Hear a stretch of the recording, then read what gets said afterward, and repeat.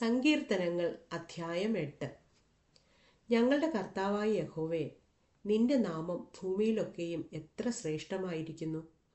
നീ ആകാശത്തിൽ നിന്റെ തേജസ് വച്ചിരിക്കുന്നു. നിന്റെ വൈരികൾ നിമിത്തം ശത്രുവിനെയും പകയനെയും മിണ്ടാതാക്കുവാൻ തന്നെ. നീ ശിശുക്കളുടെയും മുല കുടിക്കുന്നവരുടെയും വായിൽ നിന്ന് ബലം നിയമിച്ചിരിക്കുന്നു. നിന്റെ വിരലുകളുടെ പണിയായ ആകാശത്തെയും നീ ഉണ്ടാക്കിയ ചന്ദ്രനെയും നക്ഷത്രങ്ങളെയും നോക്കുമ്പോൾ മർത്യനെ നീ ഓർക്കേണ്ടതിന് അവൻ എന്ത്? മനുഷ്യപുത്രനെ സന്ദർശിക്കേണ്ടതിന് അവൻ എന്തുമാത്രം? നീ അവനെ ദൈവത്തെക്കാൾ അല്പം മാത്രം താഴ്ത്തി. തേജസ്സും ബഹുമാനവും അവനെ അണിയിച്ചിരിക്കുന്നു. നിന്റെ കൈകളുടെ പ്രവൃത്തികൾക്ക് നീ അവനെ അധിപതിയാക്കി. സകലത്തെയും അവൻ്റെ കാൽക്കീഴെയാക്കിയിരിക്കുന്നു.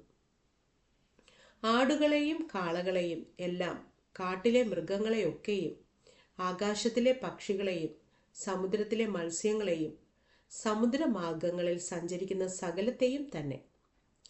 ഞങ്ങളുടെ കർത്താവായ യഹോവേ, നിന്റെ നാമം ഭൂമിയിലൊക്കെയും എത്ര ശ്രേഷ്ഠമായിരിക്കുന്നു.